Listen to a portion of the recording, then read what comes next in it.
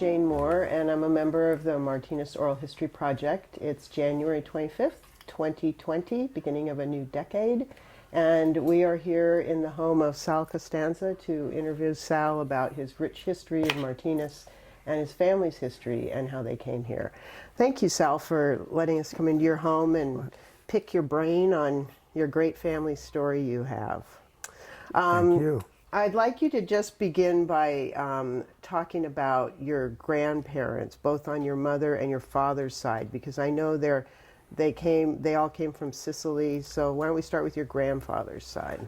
Okay, on my father's side, there's my grandfather Salvatore, whom I am named after, and we called him Nanuturidu. And then my grandmother, who is Caterina Paraino, and she's from also from Sicily. My grandfather came from Isla de Femmine, and my grandmother came from San Vito del Capo. And my grandfather was here first. He came in 1895, and then he sent for my grandmother, and she came in 1904. They knew each other before they came, but they were not married, right? Yeah, right. And so they came and married and had their family. Did they come through Ellis Island?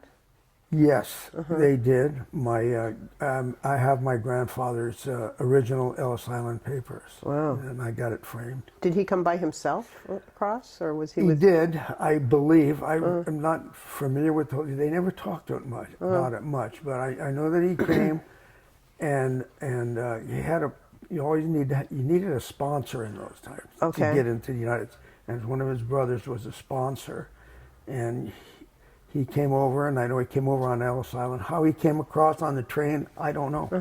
But he came to Martinez? Yes, that's where it was. He came to Martinez. Because his brother was here? Yes, yeah. His brother was there. There were three brothers, and when they came, my grandfather was a stonemason, so he was well equipped with building things. Skills that he could use. And he and his brother built 2 or 3 homes which are still standing, and I don't know how many people realize this, but on the corner of Talbot and Buckley, right across from the swimming pool. There's two houses there that I know of, maybe 3 that they built. Wow. And they've got frames on it, but they don't say who built it. But I know the frames you're talking about. Those were put up a few years, about 10 years ago, right? So those were their homes. Yeah. And then he became I guess you'd be a provider for fishermen there in Alhambra Creek. He built 2 homes down on the end of Granger's Wharf. Portuguese just flowers. the other side of the Pellegrinis. Okay. Across, he had 2 buildings there. One was kind of like a store and a bakery and everything else, and the other was a living quarters. And then on the outside of that, they had what we called quararis, which are vats for tanning nets. He had that, and then he also had the racks where they used to put the nets on, and then they would repair their nets there. And then in 1927, the house that's on the end of Alhambra Avenue right now, the very first house, they moved that. Excuse me, doggy. They moved that from Granger's Wharf to where it is now. Okay. And there was a store. Okay. Anyway, the store was downstairs, and behind the store was a big dining room where we used to meet. All the family. Every Sunday, the whole family would meet there for dinner. That was behind the store. Upstairs was a complete living quarters. There were 3 bedrooms, a living room, dining room, kitchen, and a big washroom upstairs. That's the house that's still standing? Still standing. Is that the 410? 410 Alhambra Avenue. Right, yeah, right. And then they also had a little house right next door. I think it was 412 or 414. That was my first house I lived in when I was born. And And so they were, it was kind of like a delicatessen. And they had that until 1941 when my grandfather passed away, and then my grandmother was unable to handle it anymore. So my dad and his brothers, they changed the store into a living area down below. So downstairs, which it is now, there's a big living room and 2 bedrooms. So it became 2 units. Yes. Yeah, and so they got married at St. Catherine's, St. right? Catherine's, yes, they did. And then they had, my father was the oldest, and then my Uncle Vic, who was my padrino godfather, and then my Auntie Frances and my Uncle Harry, and I think then was my Uncle Joe, my Uncle Mitch, my Uncle Horace. Did I say my Auntie Frances? Yeah, you did, Yeah. and then there was Angelo, right? Angelo, that was my Uncle Angelo. He was killed in a hunting accident when he was 14 years old. Oh, wow. And now there's, we have Angelo Costanzas now, and they were named after him. My After brother him. and my cousin Angelo, who's okay. an attorney, yeah. Oh, right. So that was your father's side. my father's side. And what about your mom's side? My mom's side, well, my grandmother came from Isla de Femina, and my grandfather came from San Vito del Capo. And I'm not sure about the whole situation there, except that the story that my aunt tells me about my grandfather, Francesco Paolo. He was he's from Sicily, and he got in a fight with the mayor's son in Sicily, in San Vito, I guess, where there's another little town next to it.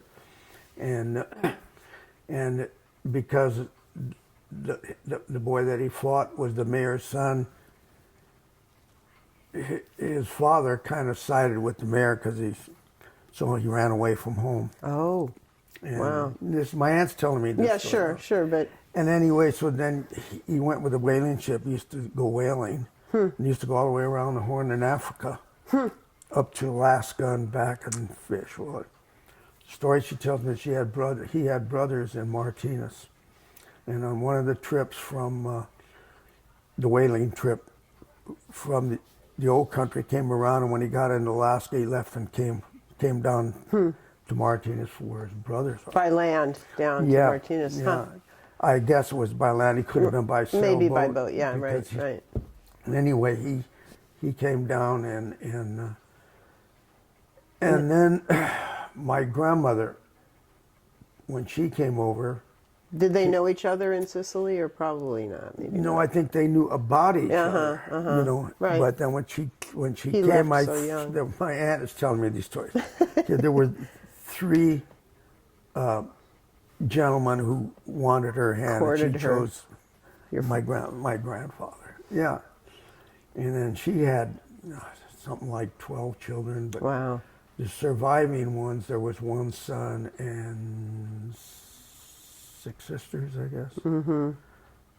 Vince was the only boy, but he wasn't the oldest. My Auntie Frances was the oldest, and then there was my Auntie Rosie, my mother, my Auntie Peggy, my Aunt Josephine, my Auntie Natalie. Mm-hmm. And then they Am all. I forgetting anybody? That's a lot. And then they all married also within the community of the Pellegrinis and the Costanzas. My mom married, Rocco Costanza, and my Auntie Rosie married Horace Cardinelli, who was originally from Crockett, and then moved to Pittsburgh, and that's where they moved now, and then moved to Monterey as the fishermen went. Followed the fish. Yeah, and then my Auntie Peggy married my Uncle Tony Pellegrini, and my Aunt Josephine married Joe Ignatz, and whom I miss, and my Auntie Natalie married Charles Blackburn, local, and whom I missing? Jeez, That's all I have. That's all the Yeah. ones I have. Yeah. And so, this is a giant, your big family. I mean, Right. from both sides, they were very big families. Right, yeah. So all living And- together in Martinez. Having Yeah, and it was, the ironic thing about it is that both families were the opposite. One had all boys and 1 girl. The other one had all girls and 1 boy. That's the way it. well, it kind of evened out the family parties, Yeah, right? right. Right. Yeah. Yeah. But like I say, my Auntie Rosie and my auntie Frances, who also married a Costanza, they lived in Pittsburgh for many years. My auntie Frances remained in Pittsburgh, my auntie Rosie, and they moved to Monterey. Auntie Peggy Martinez.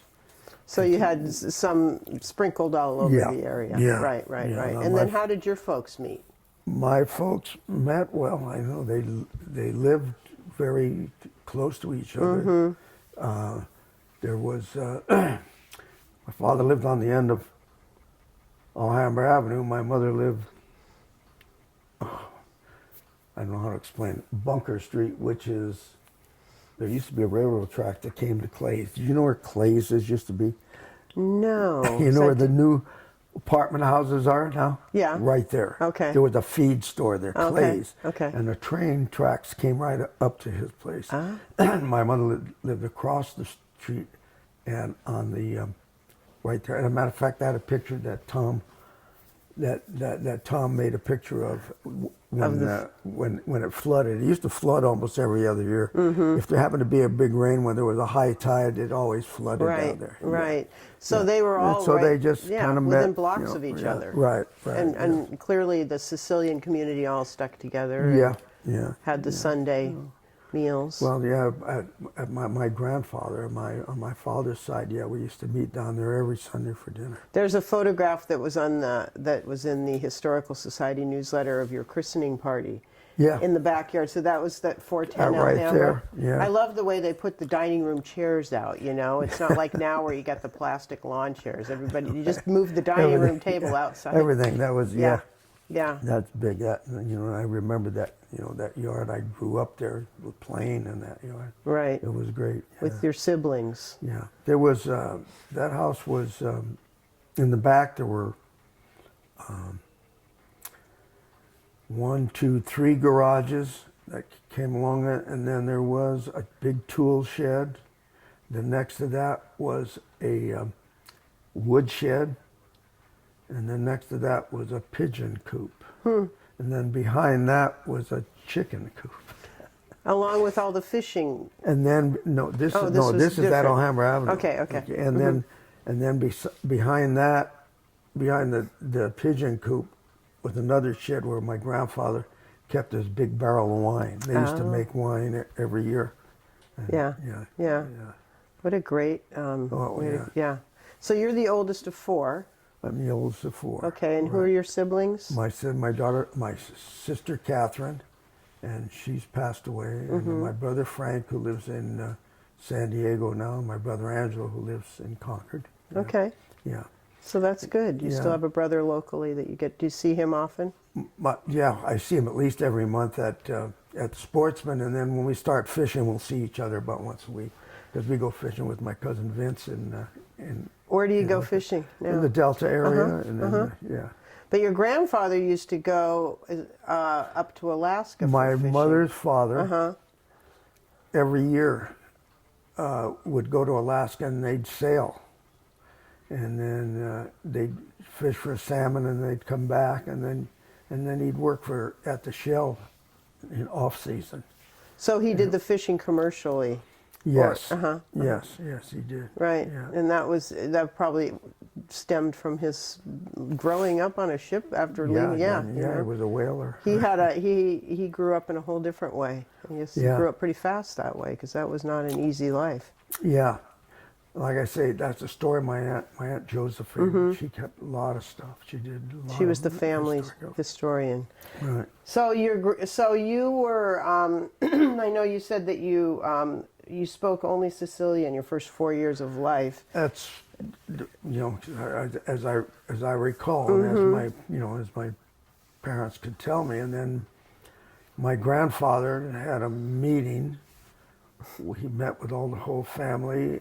And he told them, "You're Americans now, you talk American to your children."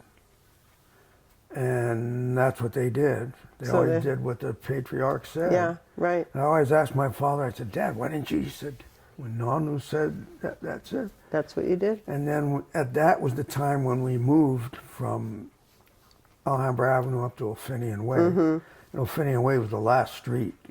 off of Pine Street years ago. That was as far as it went. Yeah, and then behind it was the hills and everything where I used to play when I was a kid. Sure. So what was it? So tell us about your childhood, because boy, you were right there by Alhambra Creek. I'm sure Yeah. there was lots of adventures there. Well, Who were your all of the buds? guys that were down there, geez, I can name a million of them. But I played a lot with, my cousin Curly and Dominic Caroni and Joe Cardinale and Sal Massatelli and Oski Aiello. God, there's so many. I mean, we played street football down there. You saw the pictures. No, I don't know if you've seen it. But I didn't see it, but yeah. Yeah. It Anyway, sounds. we played street football down there, and This was seemed down like- by the waterfront. no, this is right on the last street on Alhambra Avenue, Okay. right where my grandparents, where the house is right now. Okay, That's where we right, played. right. Yeah, we played street football in there. If you ever heard the recording of Bill Cosby and when he talks about street football, it's almost the same as we played. Anyway, yeah, we played that, and we had seasons. We had marble seasons where we'd be playing marbles. And then we had, when we used to play Jack and I would get knives and throw them up. And then we had a famous game called Shinny. Shinny. Yes, Shinny. And I don't know if it's played anywhere else in the world, but we played, everybody asked, well, what's Shinny? Shinny was a winter sport. Okay, and you found an old axe handle or an old shovel handle about this long, and you put a point on the end of it. And then you'd flip and see who goes first and second. Well, whoever goes first gets his and throws the handle into the ground as far as he can get it into the mud. And then everyone else takes turns after that. To see who could With get it theirs, deepest. to knock it down with theirs and Oh. have their stick and knock the other one down. Oh, so everybody had their own handle. You had your own, yes. Uh-huh. And if you did that, then what you did with that is you picked up his stick and you hit it with yours as far as you could throw it. Okay, and then you'd get your stick and you'd go 1, 2, 3, and on the third stick you'd say Shinny. If the person whose stick you hit, if he gets to his stick first and says Shinny before you say 1, 2, 3 Shinny, he wins. But if you say 1, 2, 3 Shinny and before he gets his, then you win. And then it's just a process of elimination. And then you come up with a champion. So it behooved you to be able to really fling that or hit that stick really far. That was, geez, we had. How'd you come up with that game? Did you Don't make ask it up? me. or- When I grew up, that's what they that were was the playing. game. What the older kids were playing, yeah. And we And out in the mud, sure. yeah, I'm sure all your no, games we were did a lot outside, we did right? a lot of stuff in the mud. Yeah, right. What was the creek like then? Because it's Creek grown and filled in the water so came much. all the way in. Now you had on the end of Alhambra Avenue, the creek, there was a barn across the street that was right alongside the creek, and there was like a sandy area behind it. The water came all the way behind that. You could bring boats all the way up to The downtown, boats right? would come all the way up there, Yeah. and that's when the boats used to come in. They'd take their nets off down on Grazier's Wharf. Right. My grandfather's had the quadratis. That's right, down where Pellegrini's place Yeah, is. yeah, and But it was still pretty wide up there where your well, house was? just as an example, one of the this is kind of funny, but we had a Thule splitter, which is a duck skiff that they go to, which is only about this high. It can go through the Thule. Yeah, and anyway, there used to be one. There was kind of like a little pier that was handmade that we had right there by where my grandma's was, and we used to keep one there. Well, my uncle Vic, he made I guess what would you call it? He made a paddle boat out of it. He put paddles on each side, and then you'd grab The oars. and you'd go like this. But you just do that, Oh, and the with the paddles paddle, go individual, Yeah, so you'd use that and go back and forth in the creek. Well, one day my cousin and I, now this has got to be in 40 sometimes. Anyway, we got in it and we started paddling. We went out the creek and out into the bay. Now, my Oh my Uncle God. Tony Pellegrini, that's when they commercially fished Yeah. in the, then. And Busy we're out traffic there. out there. I've never seen my Uncle Tony angry, and he saw us, and he started yelling at us, "Get back in there, you're going to kill yourself, get back." And so we turned around and came back in. And he said, "Wow, I've never seen him that well." When we got in, we found out why, okay? We got in and got to get off of the Thule splitter and turn over, and we fell in the creek. My grandmother came, we were wet and everything. Anyway, so we looked at each other. No wonder he wanted us out of the bay. Yeah, because it was so yeah. shallow and unstable. Yeah, so anyway, we it was... But what an adventure, right? Yeah. Yeah. We had a lot of adventures there. So when you lived up on Elfinian, was it just a bike ride down to the waterfront, or did you come and go through that? Just even before I had a bike, I used to walk down. Yeah. And after school, I used to go down there. My father used to come, and when he'd get home from work from Tidewater, at that time was Associated Oil Company. When he'd get home, he always went down to my grandmother's on Alhambra Avenue every day, and so That's where you went. School, a lot of times I go there, and that's who I played with all those guys. Where'd you go down to there. school? Well, I went to Martinez Elementary. And that was when it was located where the city hall is? Yep. Uh-huh. I went there, and then in kindergarten was where the district offices are now. Okay, right, On right. Susanna Street. That's right, yeah. Okay, kindergarten and third grade is where I went to those, and then the rest was there. And then when you got to the fourth grade, and then when you got to the fifth, then you went across the way to where the boys club is. And that was fifth and sixth, although they did have one fourth grade class there. And then from there to junior high, which is seventh, eighth, and ninth, and then high school. And the high school was in the same location it is now. Yeah, but not the same building. No, not at all, not at all. So, were there a lot of Sicilian families besides yours that gathered on Sundays and? Yes, I know. I know Sicilian? the San Filippos, which were on the other side, they did, and yeah, I think most of them did. The Pellegrinis did. I know about ours. That's it. And the Yellows behind us did also. And a lot of people have told us that even though, there were all these different kind of different groups, Sicilian and Portuguese and different families, but everybody seemed to get along. Everybody got along. We, never even thought about it. Yeah. Kids all got along and the families all got along. Everybody, yeah. There were no rivalries. Right. Take that back. Okay. The Mountain Viewers. Yeah. That was a whole different kind of town. And we'd have, as a matter of fact, one year, we got in a football game at Alhambra. We used to jump over to play at Alhambra High School, and we just played for fun. We played the Mountain View kids ones. Yeah. I don't remember the whole thing. I remember us doing it. We did that. Well, that was but when we got to school, then we were the best of friends. Everybody was the same. Well, sure. Well, a healthy rivalry is always good. Oh yeah. Right. Yeah, Right. Yeah. So you had some friends. Jack Davy.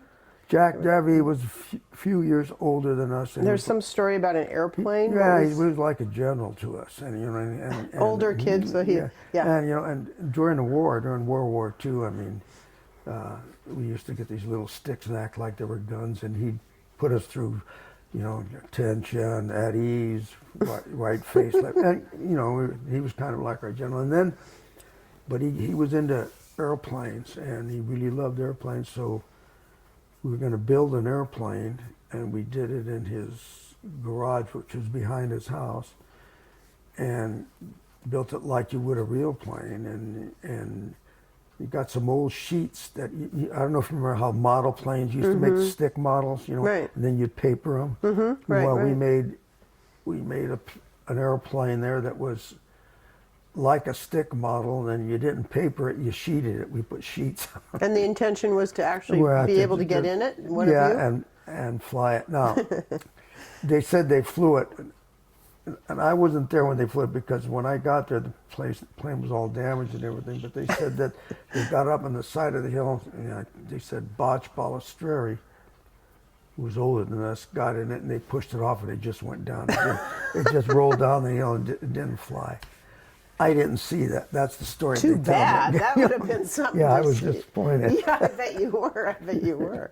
Yeah. He wasn't hurt, but the plane was crashed. Yeah. Well, Yeah. good experience. But, I though. mean, all those kinds of things. I mean, we played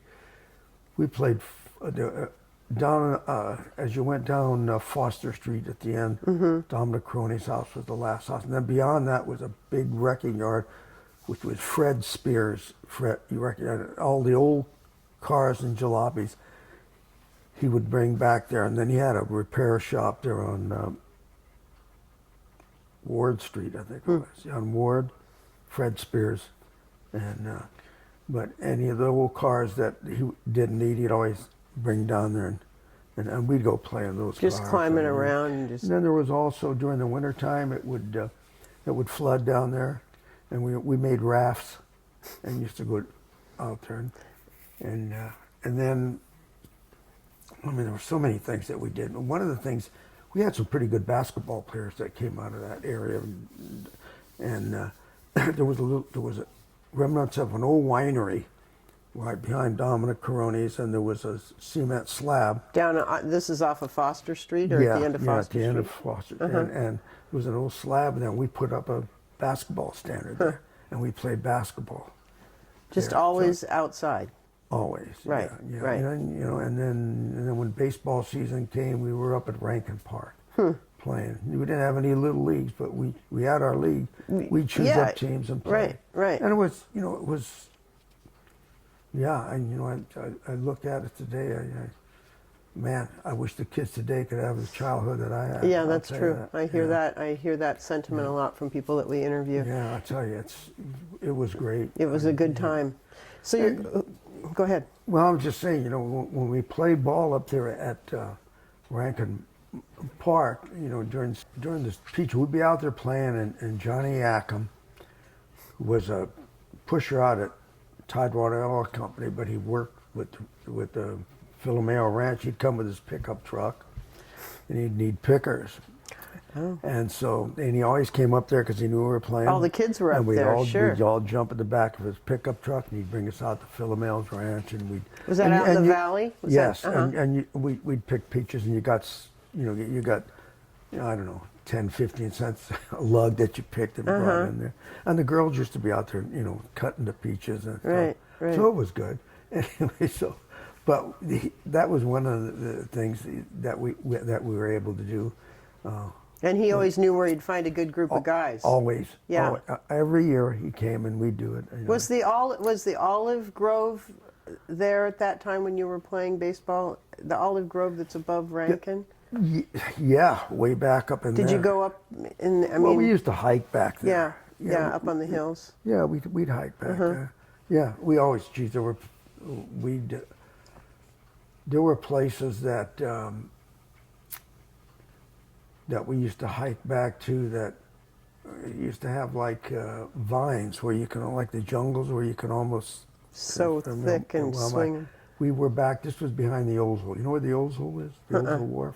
When you go to the pier in Martinez and you look out and you see that big pier that's out there towards Port Costa. Yes. That's the Oldsville. Okay. Well, back there, we used to walk there and then go up a trail, go up and back there, and there was an area there where we used to get and just kind of fool around, swing. And my cousin Curly and I, we were doing it one time, and we swang and we fell into poison oak. Oh. And I've never gotten poison oak before, and I still haven't gotten poison oak, but he got it so bad. Oh. It was terrible. It just, because.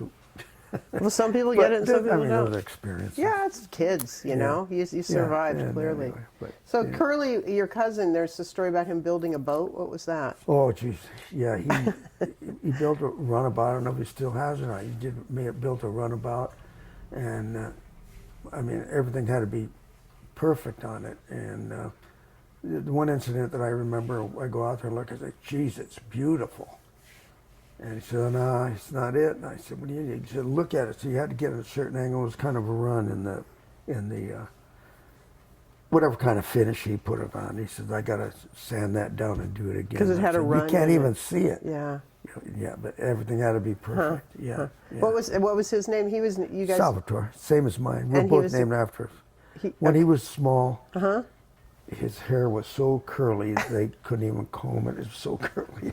Ringlets, just Yeah, tight ringlets. right. And he lived? Is he still Yeah. with us? Yeah, Lives in still- Martinez, or? Yes, yes, yeah. He was in the sportsman, but they haven't been there lately. But we go to lunch every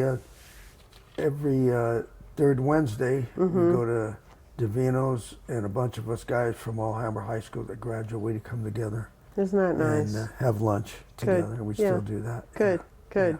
Yeah. Yeah, so he was quite the craftsman. Oh yes, yes. Perfectionist. Yeah, he was. Yep. Well, if he still has the boat, then that's quite. I don't know. That's He's still quite got a bit. boat in his garage. I don't know if that's it. So, what was the story about the? Is it the Mapes Hotel in Las Vegas? Oh, this was you guys were right older. after right after we graduated from high. We weren't even 21 yet. Anyway, so there was 4 of us: my cousin Anthony Pellegrini, Oski Aiello, and Bob Barrick. We always let one non-Sicilian in. That was kind of you. But he grew up with us. Great, Bob was. We were all, all of us were like brothers. Right, So we right. decided to go to Reno. So we went to Reno, and said, well, let's see if we can get into a show. So we were going around, and we came to the Mapes, and what's the name of the orchestra? But the singer was Merv Griffin. Mm-hmm. And so we went up at the top of the story where it was, and we had our illegal drinks. We were, like I say, we were under 21. Mm-hmm. Yeah, we had our suit and our ties on and Looking went to the show. respectable. Yeah, and Right. we went to probably our first show such as that. Yeah, you know. but Yeah. what fun! Yeah, Right, it was great. Fresh out of high school. Yeah, So when you graduated, what year from Alhambra? 1951. Okay, and you just said that you still get together with a lot of, and you were baseball and football. Baseball and football. Uh-huh. My sophomore year, I played basketball too, but my junior year, I had an emergency appendectomy, so I didn't go out for basketball. I never went out for it after that. But, yeah. But you were a letterman. Yes. Good. Yeah. And I'm sure a lot of your high school friends were you all played on the same team and everybody. yeah. was- yeah. So that you grew up playing in Rankin and moved right on up Right to on Alhambra. up, yeah, baseball and yeah. And then that was you were listed to be drafted. Tell us what happened with that. Well, that was after Shirley and After I you- were married, Oh, and, okay. and then during the Korean War, and I got my draft notice, and then I was supposed to report at a certain time. Then I got another letter that said that there's a possibility that I'd be deferred, but I didn't want to put it off.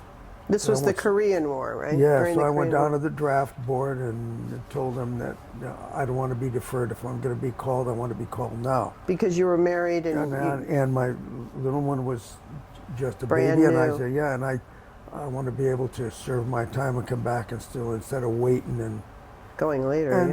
and then the gal that was at the draft board said, don't worry, you are going to be deferred. And so I was deferred because I was married and Was had a married child. and had a child, and the Yeah. draft board was in Martinez. Yes, at the Travelers Hotel. Travelers. Tell us about meeting Shirley and where you met and where her family's Oh, from. gee whiz. I was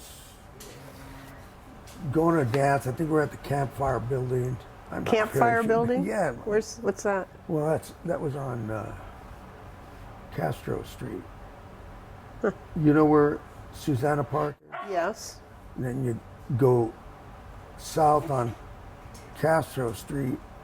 There was kind of like an apartment building, and then behind it there was what they call a campfire building. Okay. And Community that's where- center kind of thing. Yeah, yeah. We just kind of met, and then pretty soon we started dating, and then it got pretty serious. One thing leads to another. Yeah. Right. Yeah. And tell us where her family was from and a little Okay. bit about them. My father-in-law came from the Azores, from the Pico. Okay. And when he was, I story I'm told, when he was about 13 years old, by himself. And I know he might have had a sister or someone here, but when he came, he took himself to school so they could learn a little bit of English and you know, how to write and so forth, and which he did. And then he went to work on a ranch, and that's when the tractors first came out, in about 1917, I think it was. Yeah, when the tractors first came, and he was working on a tractor, and one rolled over, and he lost his arm. Oh, wow. So he only had one arm. So what happened between then and what I know about him, I don't know. But he must have had a great business mind, a brilliant business mind, because he went to work for General Motors, I think it was, or a Buick, whatever it was, in Walnut Creek. I think in around 1928 or something. And then ended up with a car dealership, which he moved to Martinez, which was on the corner of Green and Burlesa. And it took up that whole block on Burlesa Street from Green to Ward Street. Okay. The big brick building is still there. Right, right. It's a nice Yeah, building. that's So it was it. inside. Right. It was an inside dealership. And then in 1949, I think he bought that property from Clay's, and that's where he built where the city corporation yard is now. And that was his dealership. It looks like it was an old car dealer. Yeah. When you look at the building now. You look at there's some of the old signs are Oh, still really? there. Up on that building. You look up there, and I think it says used cars, body shop. Their signs are still And there. isn't that right across the street from where your family's house Right. was? Right. Right, Yeah. at 410. But you know, you think about it, and here's this guy that comes over from the old country and then becomes without an education, Yeah. and becomes one of the biggest Self-educated. Buick Pontiac dealers in the area. Right. And was not brilliant. something. And my mother-in-law, she came from the DeWart family, which was in Walnut Creek, and her mother lived to be 105 years old. Oh my gosh. So the genes are there for, Yeah, they are. Wow. for my kids. That's good. That is good. Anyway, yeah, and she had her mind still there when she That's passed remarkable. away. Yeah, Remarkable. yeah, and So Shirley's father had the largest Buick dealership in Yep. Contra Costa County? yep. What was the name of John it? P. Serpa. John P. Serpa. John Was P. that his? Serpa. Oh, that was Buick his name. Pontiac. Yeah, Okay, his right. name was John P. Serpa. Okay, great. Well, it would be great to go down there and look at that building, the Oh, the corp yard, and buildings, see that. they still have the signs on them. That will be really Yeah, exciting. Yeah. So your grandparents were married at St. Catherine's. Were Right. you and Shirley also married No, at we St. were Catherine's? married at St. Thomas Aquinas in Reno. Well, how'd that happen? Well, we decided we had to do it, and so our parents came with us, and we went to Reno, and we got married. And that was it's coming up, February 13th, 1954. And we'll be married 67 years. Congratulations. Thank you. That is a Yeah. fantastic milestone. Yeah, yeah. Fantastic. And you moved back to Martinez. Where did you live? Well, we lived on 1300 DeLacy Street, and my father-in-law owned that house, and it was a little rental. And so when we moved in, my dad and I and my uncles, we added a bedroom to it, the little cottage there, and that's where we lived. We added the bedroom. We added the room for our little babies, and so we lived there until I went back to school. I went to work for Union Oil Company in the accounting department after I went to junior college. You I went went to to junior college after high school. Right. Was And that the DVC that we Yeah, now call yeah, it was East Contra Costa Junior College there, and I got my AA degree in business there. So I went to work for Union Oil Company in the accounting department, and then I got a better offer from Tidewater Oil Company in the accounting department there. And it's 'cause one of the persons that I had worked with at Union Oil had gotten a job with them, and he told me about this job. So I went over there, interviewed, and I got a better job. But the job only lasted about 8 months. That was in 1957. Okay. And how many, you had kids by that time, right? Yes, I had Tell us two. the name of your kid, all your kids. Okay, Get all them of on my the children. record. Yes. Veronica is the oldest. Okay. Michael is next, and then Julie was next, and then Kathy, and then Annette. Okay. So you had one son. One son, number two. Thank goodness. I had somebody to coach. See? Right. Yeah. And then what happened? So you went to you got laid off in 1958, right? Yeah, What did you do after that? I got laid off, but they called me in and said it's only going to be a 2 or 3 month layoff at the most in the accounting department. So they said, just hang around, go unemployment. So I did, and then I was helping coach the CYO team in Martinez with Nino Belleci. Oh, which sport? It was baseball. Okay. And Coach Boschetti, who was also my coach when I went to high school and junior college, called and said that they had some baseball socks there that were green and white, which was our colors at St. Catherine, but they were too small for their team. If we wanted them, we could have them. And Nino said, yeah, okay. And I told him, I'll go get them. So I went out to Diablo Valley, it was East Conocosta College then. I went out there to get the socks. And when I got them, Carl Drexel, who was my first coach in high school, saw me and he asked me what I was doing. I told him I got laid off. And he worked there at the time? What was he was the president of the college. Oh, my, okay. President of East Conocosta Junior College. And he said, well, gee whiz, he said, we might be able to use you here on the groundsman. That's better than unemployment for the next 3 months, because it was just summer was just, I said, yeah. He said, so he gave me an application. He said, make it out and bring it down to the district office tomorrow, and then let's see what happens. And I said, okay. Well, by the time I got home that day, Shirley told me, oh, Mr. Drexel called, said, make out your application, make out lunch, and come to work tomorrow. You're going to go to work. Just on a pair, getting some Yeah. socks. So anyway, so I went to work for him at there on the groundsman, as a groundsman. And one day, he sees me working. I'm hoeing weeds out in the yard, out in front of his office. He said, Sal, come in here for a while. Take a break. So I went in there, and he said, we got to talking. He says, if you had to do it all over again, what would you like to do? I said, well, I like my job. I said, it gets boring when we're balancing and all that. I said, but it's a good job, it pays good. And he said, but he said, what would you? I said, I kind of would have liked to have been a teacher and a coach like you. And so he said, well, I said, what do you mean, well? He says, well, why don't you do it? I said, Mr. Drexel, I'm married and got 2 kids.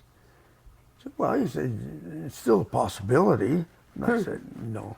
I said, he said, yeah, go back. I said, Mr. Drexel, I said, I got my AA degree in 1953. This is 1958.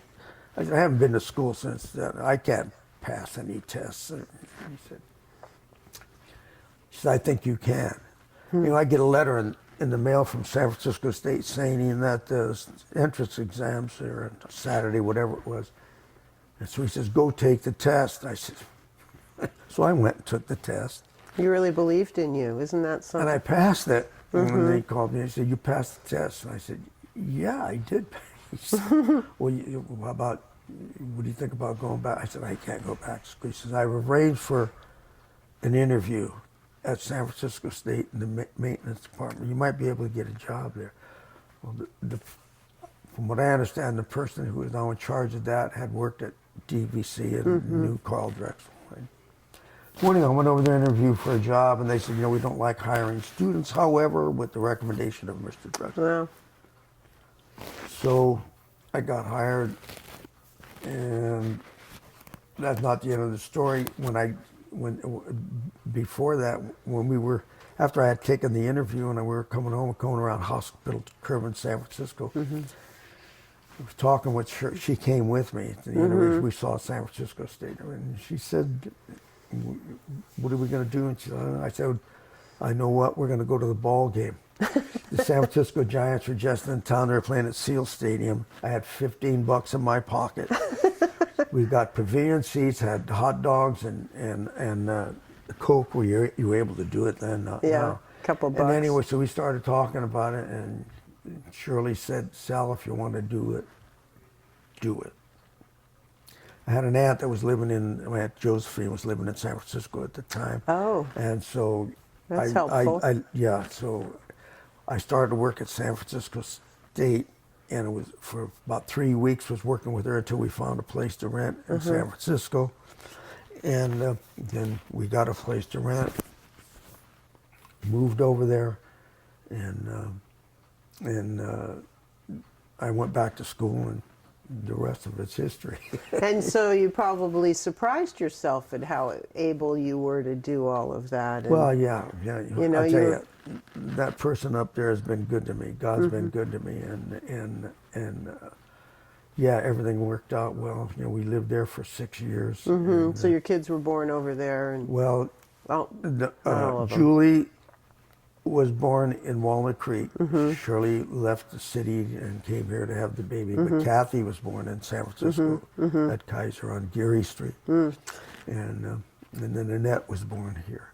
But you had, you know, Mr. Drexler was obviously a pivotal person in your Mr. life. Drexel was a pivotal in a lot of lives of kids. Isn't that, yeah.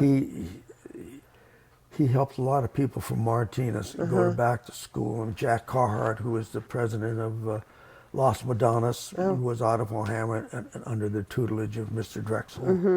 And Pat Carter, who was also head of a big department in Los Madonnas College, I think was helped by Mr. Drexel. What a great mentor. Yeah. So what did you study, and what was your...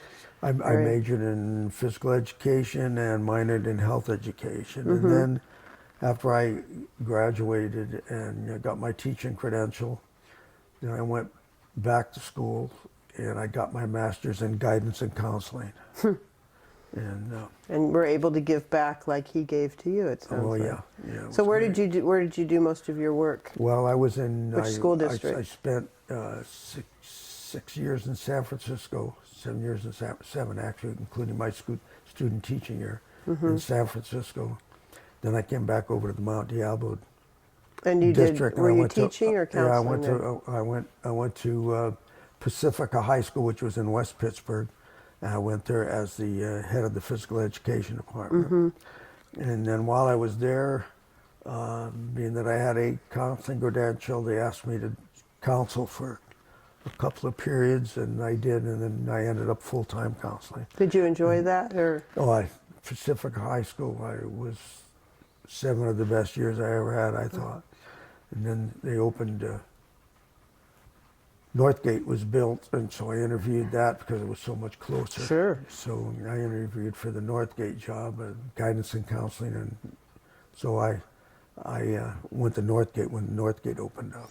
How did you, that's an interesting field to be in over such a wide span of time, to see the change in adolescence and youth and the challenges that they have and trying to help them through that. What are some of your thoughts on that? Well, you know, it's there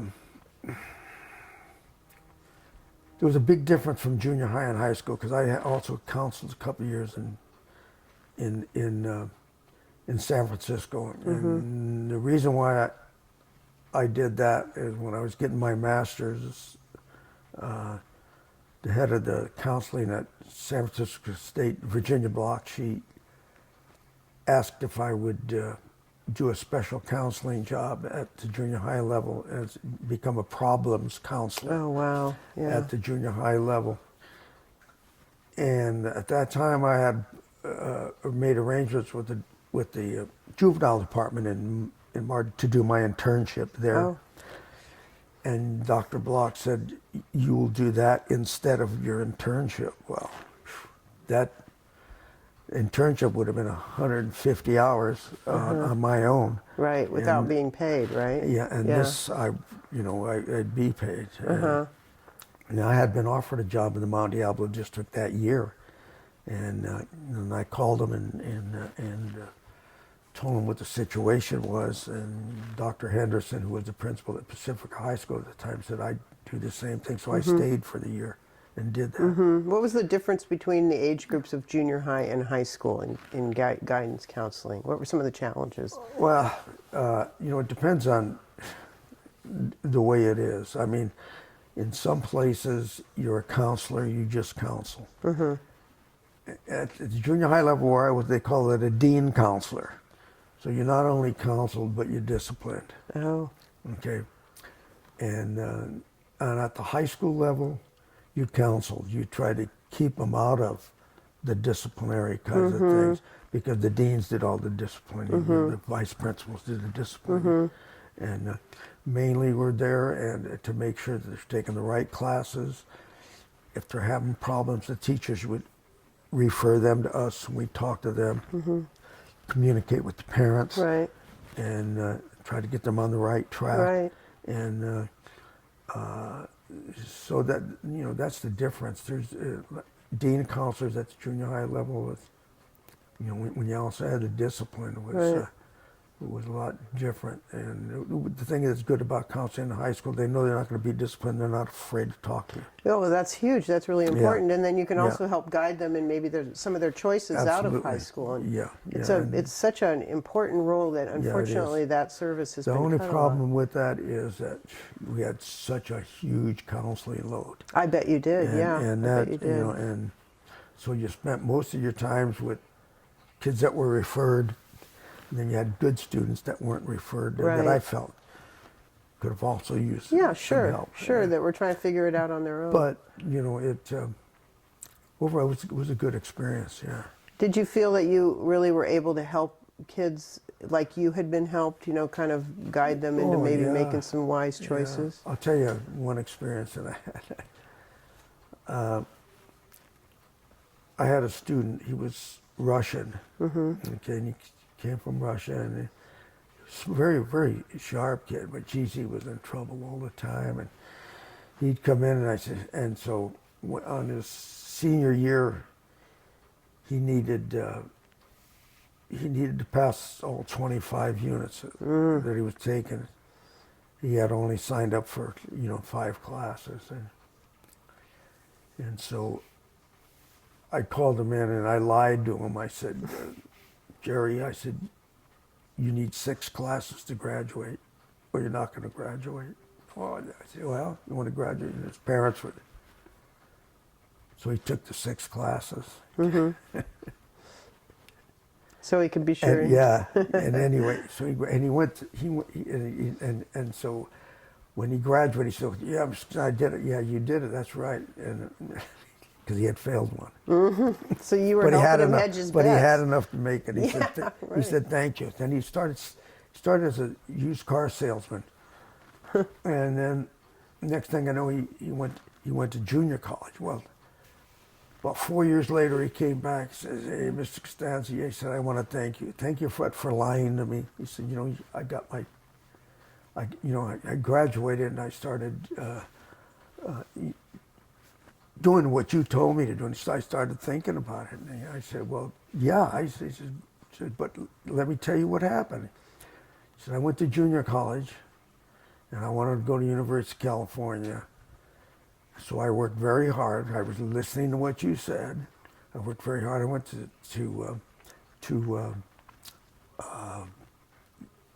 junior college, and then I transferred to University of California. I got the grades good enough. I said, I knew you could do that. You're a very sharp kid. I knew that." He said, "Yeah." And he said, "I majored in the business department there. And I just want to tell you, I've just been accepted to the Harvard Business School of Business, and I'm going to be going there for more graduate work. Thank you." I said, Wow. Wow. So I mean, that's That's what you live for in that yeah, kind of a job, yeah, right? Yeah, right. Yeah, Right. it's good. Wow. Well, you've had such a full life from this very deep family background, Yeah. and then helping to guide others' lives. Do you have any feelings or last comments or anything that you'd like to say about your life or your family or No. anything? Gee whiz, I got a great family. My grandkids and my great grandkids, you know, to see them as much as I'm able to see them. You can see their pictures here. They're great anyway. But yeah, family is so great, and the only thing I could say is, well, I thank the guy from above. You know, God's been very good to me, and what else can I say? Thank you. Thanks for sharing your story with us. It's Okay. a great family story for Martinez and for everyone in this whole Okay. area to hear. Thank Okay. you. Thank you.